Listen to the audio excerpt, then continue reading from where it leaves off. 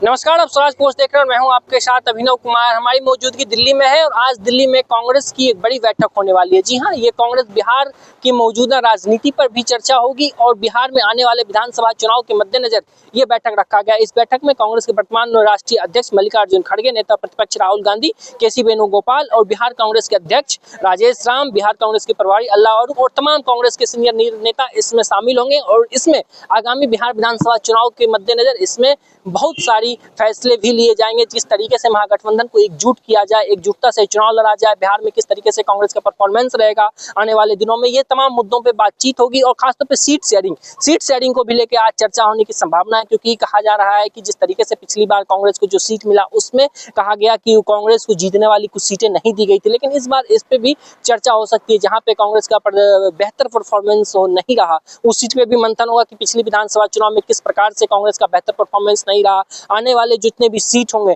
उस सीट पे कांग्रेस किन किन उम्मीदवारों को चुनाव लड़ाएगी, इस पे भी मंथन होगा। और खासतौर पे उम्मीदवारों के नाम पे भी आज मंथन हो सकती है और महागठबंधन के सीट शेयरिंग फॉर्मूले को लेकर कि क्या फॉर्मूला रहने वाला है। क्योंकि जिस तरीके से पप्पू यादव अभी से कुछ दिन पहले एक बयान दिया था उन्होंने कि लोकसभा चुनाव का जो फॉर्मूला रहा था महागठबंधन में सीट शेयरिंग का, वही फॉर्मूला आज भी शामिल, वही फॉर्मूला बिहार विधानसभा चुनाव में भी शामिल होना चाहिए। तो ऐसे में ये भी देखना बहुत महत्वपूर्ण होगा कि क्या वो फॉर्मूला बिहार विधानसभा चुनाव में सच में सटीक माना जाएगा। और आज के इस बैठक में ये भी तय कर लिया जाएगा कि कांग्रेस कितने सीट पर बिहार में चुनाव लड़ेगी और किस तरीके से कांग्रेस महागठबंधन को आने वाले बिहार विधानसभा के चुनाव में कैसे मजबूती प्रदान कर सकती है। एक ये भी सूत्रों से ये भी खबर निकल कर आ रही है कि आज की इस बैठक में ये भी मुद्दा है कि कैसे नए वोटर, खासतौर पर युवा वोटर जो है उसको किस तरीके से कांग्रेस की तरफ मुखातिब किया जाए, इसको भी लेके एक कैंपेन की शुरुआत की जा सकती है। आज इसकी भी घोषणा हो सकती है कि कैसे जो नए वोटर्स हैं बिहार में वो किस तरीके से कांग्रेस की तरफ मुखातिब हो। और जिस तरीके से एनडीए के तमाम लोग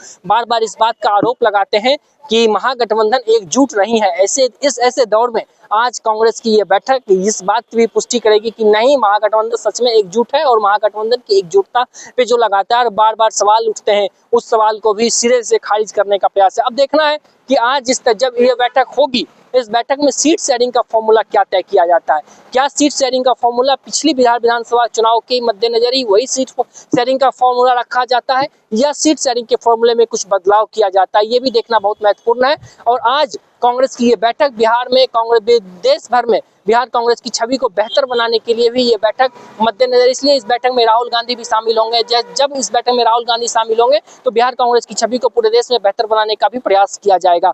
क्योंकि हमेशा इस बात को कहा जाता है कि कांग्रेस के पास बिहार में कोई खास दमदार चेहरा नहीं है। इस पे भी आज एक बार मौजूदा स्थिति में चर्चा होगी कि क्या आने वाले दिनों में कांग्रेस किस प्रकार से अपने उम्मीदवार को मैदान में उतारेगी, चुनावी घमासान में उतारेगी और महागठबंधन को कितनी मजबूती प्रदान करेगी कांग्रेस। इस सारे चीजों पर बातचीत होगी। अब देखना है कि बैठक के बाद इसमें क्या कुछ निर्णय लिया जाता है। हम आपको आगे की रणनीति भी बताएंगे। हमारी मौजूदगी यहीं पे है, इंदिरा भवन में आज मीटिंग होने वाली है शाम में। हम इस शाम में सारे मीटिंग की जानकारी फिर से हम आपको एक बार देने का प्रयास करेंगे। फिलहाल के लिए इतना ही। बाकी की तमाम खबर देखते रहिए स्वराज पोस्ट। धन्यवाद।